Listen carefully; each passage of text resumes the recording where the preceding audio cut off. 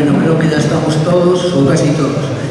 En primer lugar, daros las gracias a todos por hacer el esfuerzo. Hoy es un día festivo y de poder venir aquí y de poder entre todos juntarnos y tener un día agradable y que podamos ponernos caras unos a otros, porque aquí hay gente que unos no se conocen a otros, hay gente que tiene antigüedad de 40 años, nunca estuvo en Villalonga, en las cerámicas de Villalonga, y esto creo que es algo bonito y que tenemos que hacerlo más a menudo.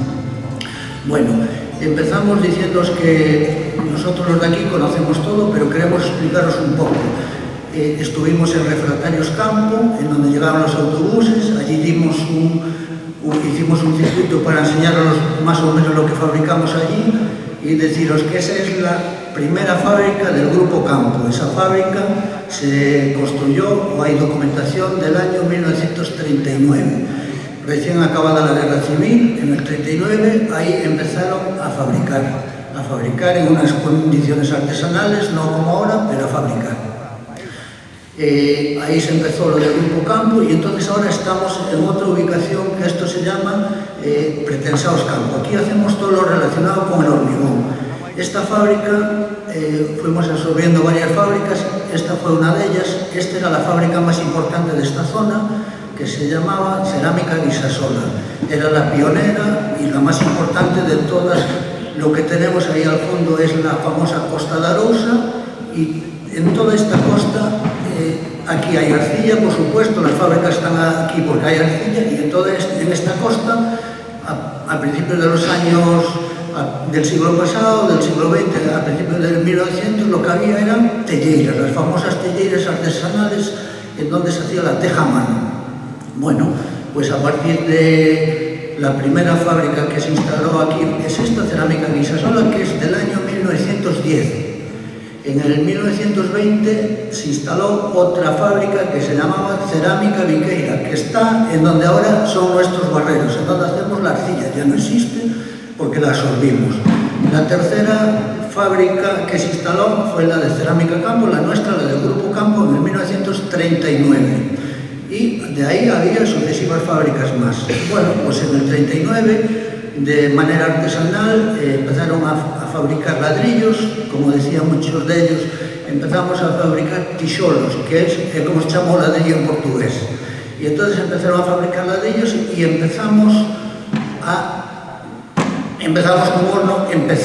horno circular. En los años 50 ya cambiaron a un horno Hoffman y en los 70 al primer horno túnel.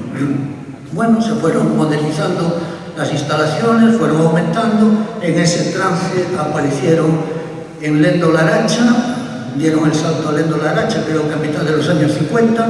Bueno, eso ya lo hablaremos otro día. Y fuimos avanzando y absorbiendo a las demás fábricas, todas que estaban por aquí. A principios de los años 80 se compró Cerámica Viqueira. A mediados de los años 80 se compró esta Cerámica Guisasola. A principios de los 90 se compró una que tenemos enfrente que se llama Cerámico Termig. Y a mediados de los años 90 una que está ahí a mano derecha que se llama Cerámica Fianteira. En definitiva, salvo una que la compró el Concello, fuimos absorbiéndolas todas. Entonces, a continuación os vamos a proyectar un documental relacionado con las telleiras y cómo empezaron las fábricas. Y después seguimos hablando.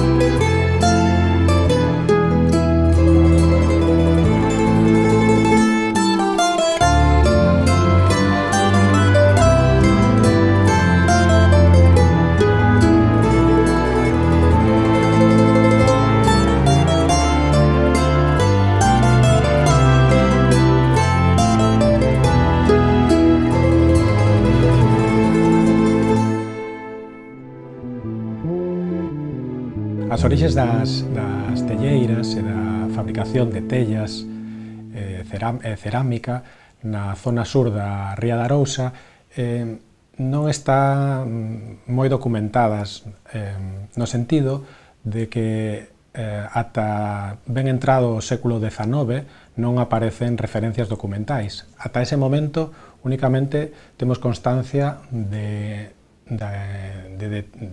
achados romanos, pero en zonas como Vilagarcía ou Pontecesures, e incluso un pouco máis tarde, cara ao século XVIII, na enseada do Ulla, pero na zona do Umia non aparecen ata mediados do século XIX.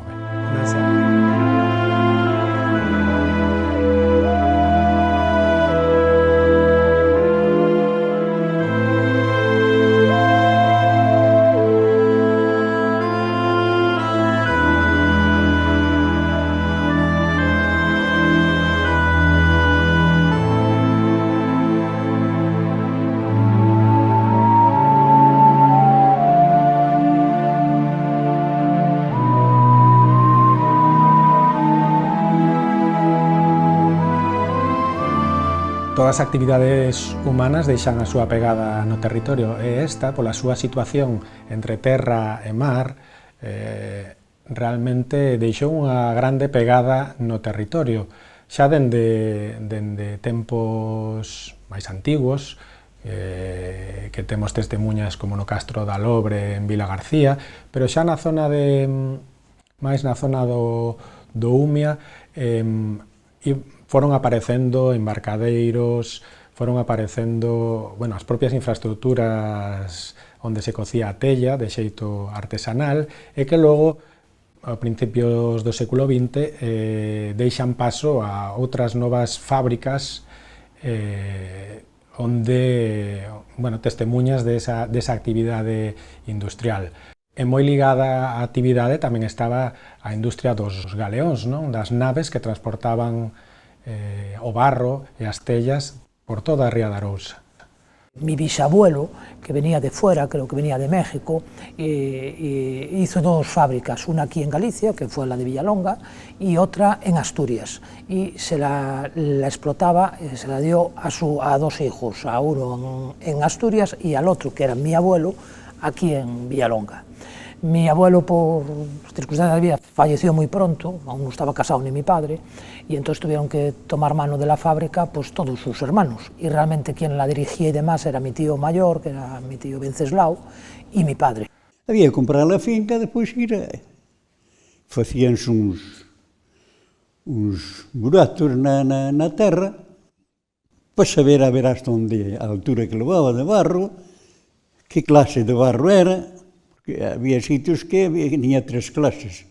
Había a primeira que era tiña moito ferro. Despois había outra zona que era blanco, pero era blanco bravo, un barro bravo, non era ese barro dulce que había.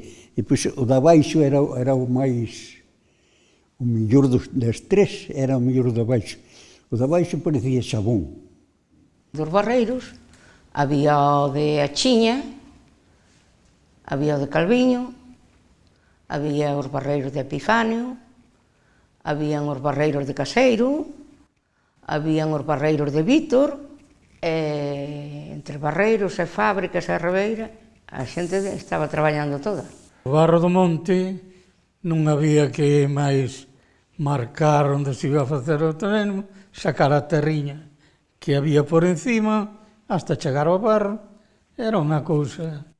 Agora no mar é apurado porque viña ao mar, pero no monte non. No monte, o que se sacaba hoxe, mañán sacaba outra vez. O que facía de jefe, por exemplo, era eu, non? Entón, levábamos un ferro grande para mirar onde había barro. Entón, metíamoslo para baixo, e no ferro xa se vía barro, non?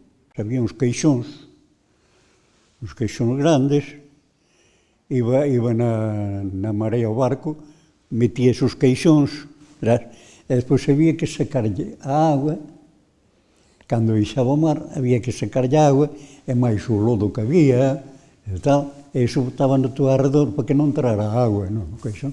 E aí nesos queixos non metíase xente, metíase un home con dúas mulleres aí dentro. O home cavaba e as mulleres botabanlle a unha e a outra para arriba, para o barco.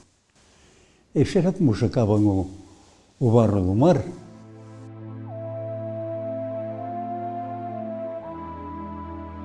Ele foi toda a vida, foi un esclavo traballando. Miña nai non lle debía nada, traballaba como un home. Aquí en Villalonga había que ir ao barro, non había outro. Era o traballiño que había. Anduve no barreiro. Anduve a traballar no terreno, porque tiña que andar con miña nai para traballar na terra. O meu pai xa traballara no barro, xa traballara, claro, pero de rapaz, eu de 11 anos, xa me levou el, diría, 7 anos. Depois de ir á escuela, fun a sacar un pañón de barro. Se tiña en Lobo das Anos. E íbamos ao León, se chaman las Arteas, ao barro. De 14 anos empecé no barreiro. Aos 16 tuve un accidente moi grande no barreiro. Cando tiña 9 anos, empecé a traballar para un veciño dali que lle chamaban Víctor. E viñan a buscar un cuartiño aquí a Villalonga, aos barreiros, porque aquí o fundador e máis fuerte foi Guisasola máis que Epifanio, que deron traballiño a todo o mundo, porque era unha pobreza que había, porque se quedara da guerra moi escasísimo. Gracias ao desenvolvemento que estaban tendo as cidades, principalmente Vigo, Coruña, e o seu grande crecemento que demandaban unha importante cantidade de material en forma de ladrillo, permitiu unha aparición de en poucos anos de pasar desas dúas, tres telleiras que tiñamos a mediados do século XIX a máis de 30 a principios do século XX. Empezaron o seu desenvolvemento dun xeito artesanal, o xeito que se facía tradicionalmente, cocendo ladrillo en pequenas infraestructuras que se quentaban sobre todo con toxos que se recollían no monte. Pero a partir de principios do século XX, e ligada tamén a outras zonas de Galicia, empezan a aparecer grandes ladrilleiras que usaban xa unha tecnoloxía importada como o forno Hoffman e tamén introducían secaderos, o que permitía unha cocción máis uniforme, un mellor rendemento enerxético, finalmente ter un mellor material. Sabemos que unha telleira había 3-4 persoas que botaban ali 6 ou 7 meses traballando, sin casi ir á casa, e ali na súa telleira tiñan o seu forno onde facían o pan, facían un caldo receso de cantos días, traballaban de sol a sol. O que te impresiona é depois dicirche que che contan que o que chamaban o oficial, o que facía as tellas, que facía unha salvajada de tellas ao día, porque era sudor. Barro levabanllo para a tillera, levabanllo carros ou barcos ou que fora, levabanllo para ali, non? Eles tiñan que picalo, facer a piada co cabalo ao somar e despois sacalo para arriba, facer a mudada, despois facer as tillas. Aquí había por menos 10 ou 12 tilleiras, sí, porque había aquí unha, aquí onde estamos nós, agora aquí debaixo, dice que había unha tilleira. Aí en Ardia, ali había unha telleira. Agora xa non se ve, xa está desfeito aquilo, pero había unha telleira ali. E había outra aquí máis, aquí desta zona de aquí hasta Dena, por aí, había o resto das telleiras, había moitas. O primeiro traballo que tuve foi na tilleira, nas Dornoias, na tilleira pequena. Bueno, ali foi o primeiro traballo, de 9 anos. Tiña 9 anos. Ali levei unhas cantas morradas, porque a cousa era así. Ali os rapaciños pejaban sempre, para aprender a entender, para aprender a poñer as tillas na eira. Eu empecé na tilleira, en Catoira, aos 9 anos e medio, empecé media temporada. Traballei na tilleira que hai detrás da Epifanio, que hai que pasar por un lado para lá para baixo. Era de Cudiouro, chamabanlle, ou tiña de Cudiouro alquilada. Empezabas por tender o ladrillo iba nun molde, non sabes? Levaba o molde ti na man, poñello ali o oficial na mesa e botabache polo ladrillo e poñelo ti na mesa, tiñas unha chamábanse unha lerna, non sabes, que pasaba ao molde así pola parte de dentro, pasaba pola parte de dentro ao molde, e el camiño collía o molde, sacábalo para fora, e quedaba o ladrillo ali feito. O mesmo facías coa tella. Pasaba a man por riba, pasaba a man polo outro lado, facía isto cando terminaba. Facía isto a tella, e tiñan que quedar ao dedo, tiñan que quedar a marca. Esa era unha marca que tiña que ter a tella. Se non tiña ese clavo feito, a tella non estaba ben tendida nin era boa. Aquel tempo que era un bolo. Como cando andaban os rapaces na tilleira, 9, 10 anos, 11 anos, tendendo, rapaban máis hostias. Non había que calzar, non había que vestir, non había nada. E algunha xente pasouno moi mal. Viñan uns pequeniños que eran ben pequeniños e tiñalle sempre o caldiño feito para comer. Lembro a miña avoa, ela sempre tiña un pan que lles daba aquelas xentiñas, un caldiño quente daballe a comer e aos seus rapaciños podelos quencer. Un caldiño quente daballe a comer e os seus rapaciños podelos quencer. Foi a miña vida, unha vida dura. Son de Vilalonga e quero a con locura. Criei-me no barro, sempre a traballar, ás veces na terra e ás veces no mar. Criei-me no barro, sempre a traballar, ás veces na terra e ás veces no mar. Ai la la la la la.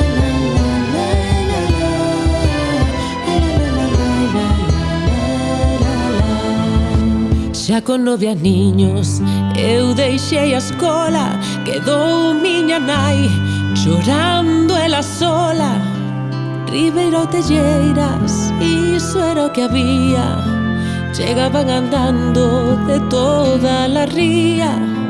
Ribeiro Telleiras, iso era o que había, chegaban andando de toda la ría.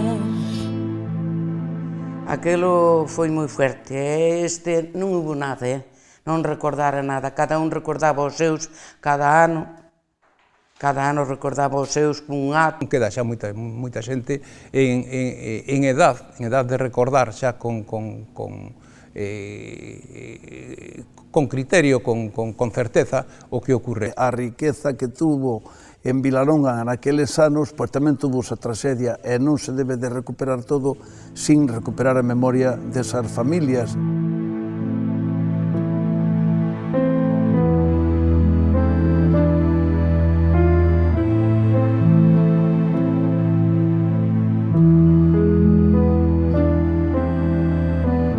O pueblo volveu outra vez a encarrilar a cousa como viña, máis ou menos, porque era un pueblo que se manejaba un pouco máis por demais.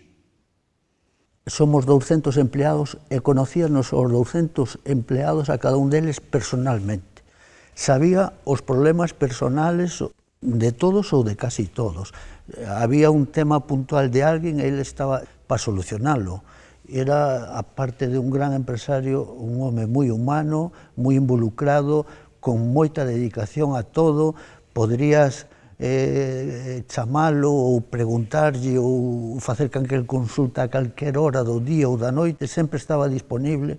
Bueno, en definitiva, que vou a decir eu, era un fora de serie.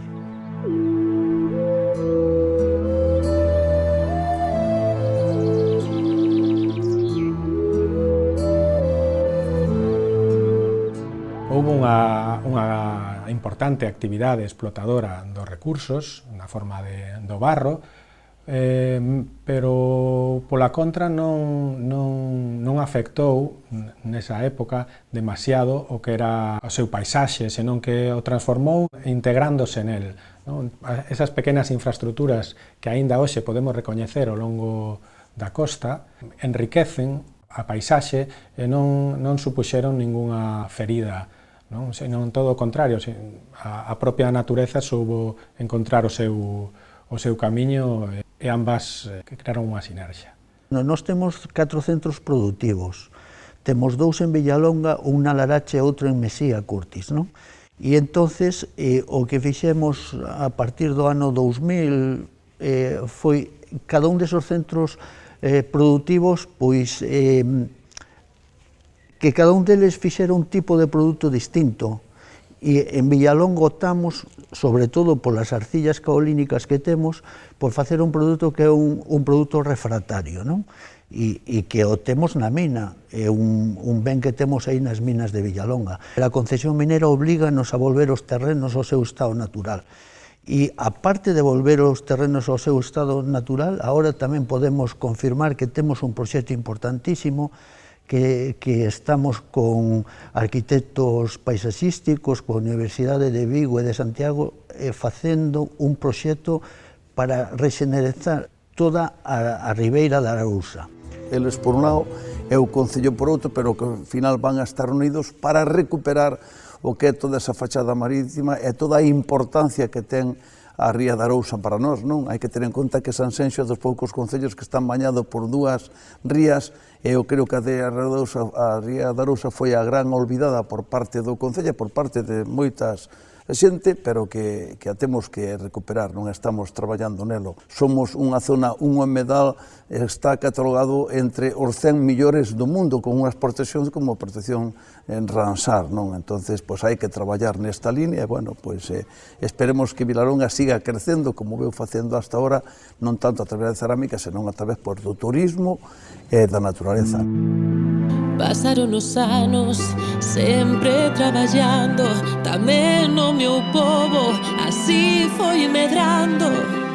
Ollando ese mar, sentada nun valo, non me foi tan mal. Acabei pensando, hoxe teño todo lo soñado, pero nunca esquezo que comecei.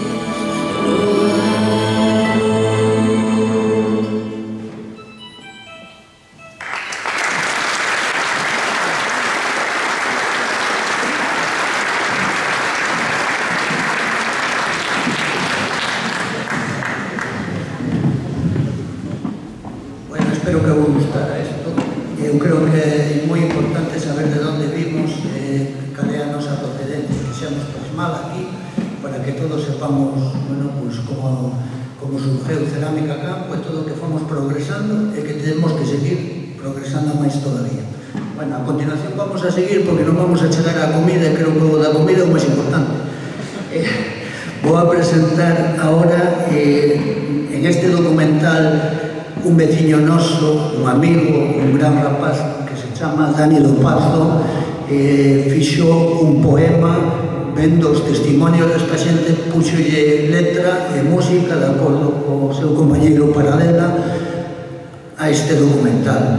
Entonces eles van a cantarnos ahora o poema do documental en donde a voz é Ruth Núñez. Un aplauso para eles.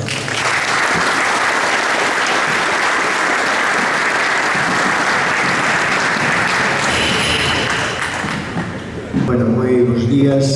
Para nós é un honor que nos invitaran tanto no seu día a preparar a música dun documental como foi O Barro da Vida, como non tamén gracias por invitarnos a poder facer a canción No Barro aquí en directo para todos vós. Cando compuxamos a canción e a preparamos, non esperábamos que ao poñerlle o título No Barro pois iba a estar tan axeitada, así que estamos encantados. Ruth, estás preparada, verdad? Estou listísima, vamos a la rueda. Trabalhar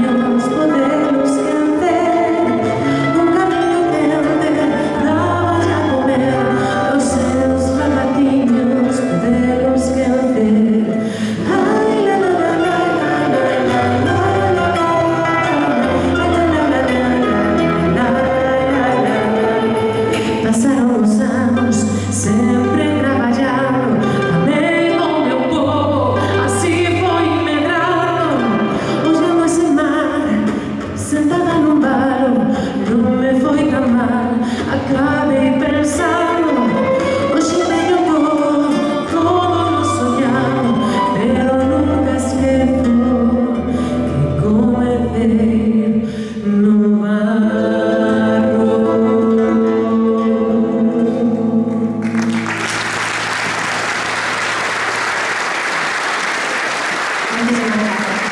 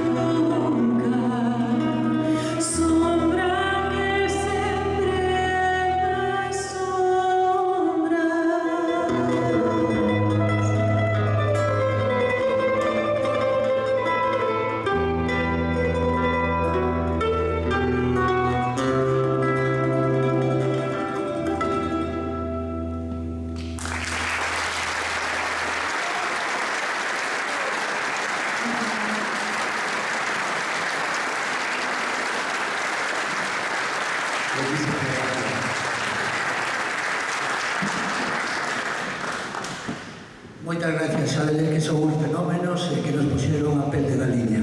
A partir de aquí, a disfrutar, a comer e a pasalo ben.